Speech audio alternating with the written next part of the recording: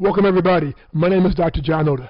Today I'm going to teach you guys of how to motivate your students.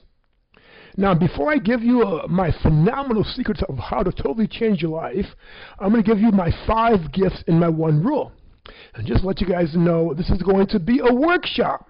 So that's mean I am going to work you. Now here's the biggest challenge. I'm speaking all the way from California in the USA. So my number 1 goal and my number 1 job is to push you beyond your thinking. And the only way that I can do that is that you guys have to interact and to participate. Now, you guys might not know this, but I can see you guys. I know you guys are all the way in freaking Iran, but I can see you guys. And today we're going to have some fun. We're going to learn some skills. And we're going to actually be, and then hopefully with my tools that I teach you guys today, that you guys can take these tools in your classroom, if you're a student, if you're a teacher, if you are going to be a principal to your teachers as well as to your students, and if you are a consultant working in the school industry, take these tools to totally change every area of your life.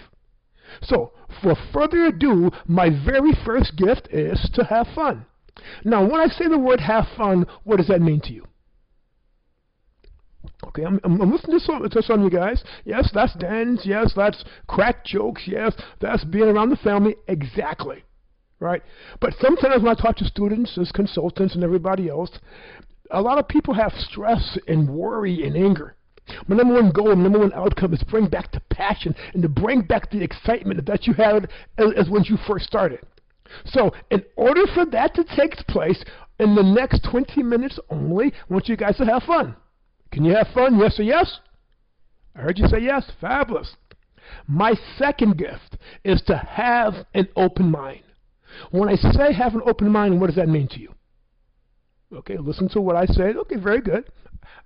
A nice job, man. And sir, you're going to say to go outside the box. Exactly. You know, the very first time I witnessed one of my mentors named Tony Robbins. He did a seminar. It was called, I think, Competitive Edge, Strategic Influence, how to influence people. And when he did this group, it was back in Chicago, back 20 years ago. He's speaking to me, and I'm thinking he's speaking to me, but it's like 4,500 people inside the room. He said that we live in a box. We work in a box. We talk in a box, right? We live in a box.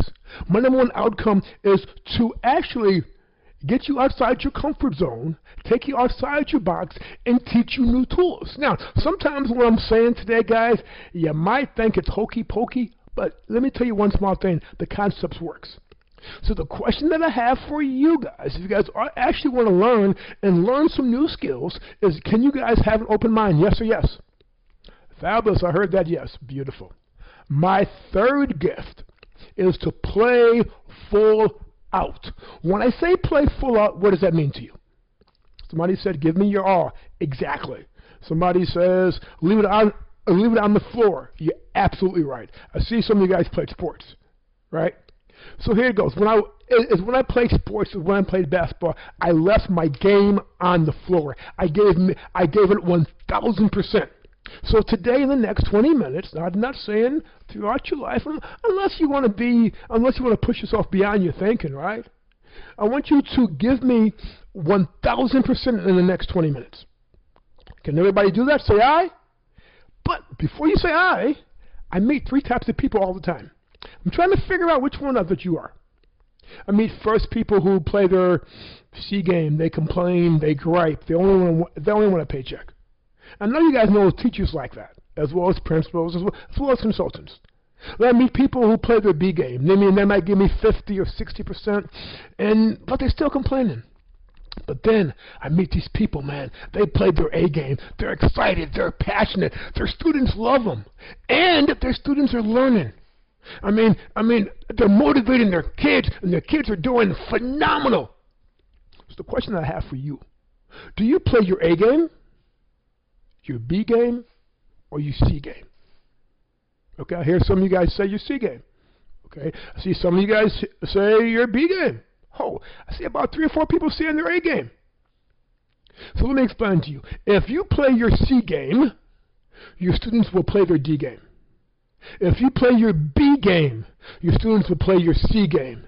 If you play your A game, your students will play their B game.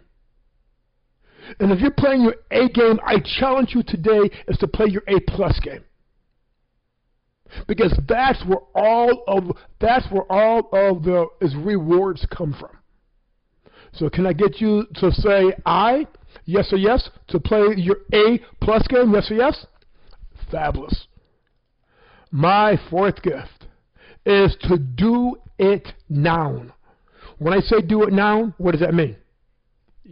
Ma'am, you're absolutely right. Exactly, do it now. When you hear an ideal, a concept, something that can totally change your life, just do it now. Don't wait. Do not procrastinate. Just do it. And I only have one rule and one rule only. No excuse management. Meaning that I'm not in the business to hear excuses from you, meaning that when you're with your students, you don't want to hear excuses. Principals, they don't want to hear no excuses from their teachers. Consultants, they don't want to hear any excuses from anybody, because I am a consultant as well as a business coach. So I don't want to hear no excuses. I only want to focus on results. Are we clear on that? Fabulous. And my last gift is to allow me to be your coach and mentor. What's a coach? What's a mentor? Okay, someone says coaches motivate you. Okay, I got that. A mentor, you said, is somebody who can mentor you on certain issues. Okay, I'll take that also. A coach is someone who can coach you through some certain things. I've never been a teacher. I've been a professor. I've never been a teacher at a school system. So I can actually teach you I can coach you how to speak to the students and work on issues. Right? The mentor part, I've done seminars with over 400,000 people, in the last 15 years. I have literally spoken in Dubai back in 2012. And I spoke in Dubai. I spoke in Europe. I spoke all over the world already, right? So I have that. I have spent 23 years working with teens and adolescents, and I wrote a book called Connecting with Your Teen. It was out back in 2007, 2008, right? So, and then I spent 23 years working with parents and teens. So, on certain areas in this program, I'm going to coach you. In certain areas, I'm going to mentor you. If it's a behavior of a kid, I can tell you what's going on, well, almost without a heartbeat. That's easy for me. That's almost like me going to the gym. It's easy for me, right? Certain areas I have to coach you through, and certain areas I have to do with mentorship. The reason why I love what I do, especially working with parents and teens and what I do for a living, is because as a kid, I had a severe stuttering challenge. I remember my first grade teacher, they told me that I was not going to finish 8th grade. I wish she said high school, but she said 8th grade. And hearing that voice, and hearing her say that in front of my mom, it was like being struck by lightning and feeling the aftershock. So when I got older, I had to get a speech therapy, physical therapy, I guess, for the confidence level. And for 28 years, I was shy. I did not know who I was as a person. So giving a speech like this was almost impossible. And I went to a seminar, similar to this, but a little bit longer, but similar to this, and it totally changed my life. And that's why I'm here, is from Ashley today. Today, my number one goal is to be your coach and to be your mentor. My number one goal is to push you beyond as you're thinking, give you tools of that when you go inside the classroom, you can be effective. You can be an effective teacher. What I'm going to teach you guys today is something called Neuro-Linguistic Programming. It's NLP. Neuro-Linguistic Programming, some people call it psychology. I'm going to teach you some cognitive therapy. I'm going to teach you a lot of the neurosciences in the next 8 minutes. And this right here is going to totally put you apart from anybody else. All right? But before I start, can I be a coach? Can I be your mentor? Yes or yes? Fabulous. I heard everybody say yes, so let's rock. So what we're going to speak on today is how to motivate your students. So before we start, I said it's going to be a workshop. I want everyone to get paired up. I want in twos. I want someone to be A and someone to be B. Okay, when you guys do that, say the word yes, Or else stop this, and as soon as you do it, stop it, and then put me back on again. Fabulous? Beautiful. I'm back on again. Okay. Hope you guys have done what I just told you. And I want right now B to explain to A, right, how do you motivate your students, right? And when you have done that, of course, stop it and get your feedback. And then I want to do is vice versa. A, talk to B. Stop me, and then I will continue. You got that? Beautiful. So let's do it. B, talk to A. I'm stopped. Then I'm coming back again. A, talk to B about how to motivate your students. Beautiful. Now, so the question I have for you, I want you guys to now read off your questions. How do you motivate your students?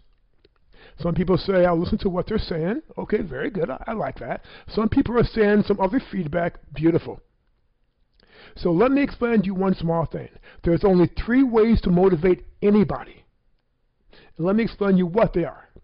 One is called visual, right? That's called seeing. One is called auditorial, which is hearing. One is called kinesthetic, which is your feelings. Those are the only 3 ways to motivate anybody, right? So let me break it down to you guys so then you guys can actually understand what I'm talking about. People who are like in a visual mode, right, when they want to be motivated, you have to watch a couple things, right? The first thing that you have to watch is their eyes. When people are on a visual state, they look straight up and they see the outcome, right? Because that's how they focus. They focus, and when people are visual, they point. They point a lot. And with some people like me, that gets on my nerves, but this is pretty much how they are, right? So their gestures are more pointed, and it's quick, and it's angular, and they're speaking like this, like 10,000 miles per hour, right? Their breathing is very high show. It's like up to here. Their words, listen to their words, is like see, look, imagine, future, vision, perspectives. They prefer pictures, diagrams, movies. Right? Those are people who are visual, which we call seeing. The second person is auditorial, which is hearing. Right? These people, when they're looking, they look down and to the left, and their eyes appear to be shifty. Their gestures, they touching their face like this, or they're rubbing their chin. Now, imagine some of your students, principals. Imagine some of your teachers, right? Their chest, their breathing is like in the mid range. The words are hearing, listen, ask, tell, click, sound. The sound is good, right? In tune. You know, I'm hearing what you're saying. I'm listening, right? So they say words like those. Then they say they like for you to summarize things. They like quotes, and they like to read, right? Kinesthetic people. Now, these people are, for me, are the most challenging ones to actually pick up stuff because their learning strategy is different. But let's first focus on the motivation. How these people are motivated, they look down because they have to feel what's going on. Then what takes place, their gestures is they like rub their hands and they rub their arm, people like this, and they start rubbing themselves because they're in this kinesthetic mode, right? Then what takes place when they breathe or when they speak, slow, and they pause a lot. And then they speak. The words is words like feel, touch, grasp, catch on, contact. And they're more hands-on people. When you have a kinesthetic person, you have to put them more hands-on. They want to touch it and feel it and everything else. Right? So here's the biggest challenges. In our culture, when it comes to learning, we teach a person visual. And then people say that these people are learning disabilities. They're not. If the teacher would teach all three, visual, kinesthetic, and then auditorial, the kids will learn. I am a kinesthetic learner.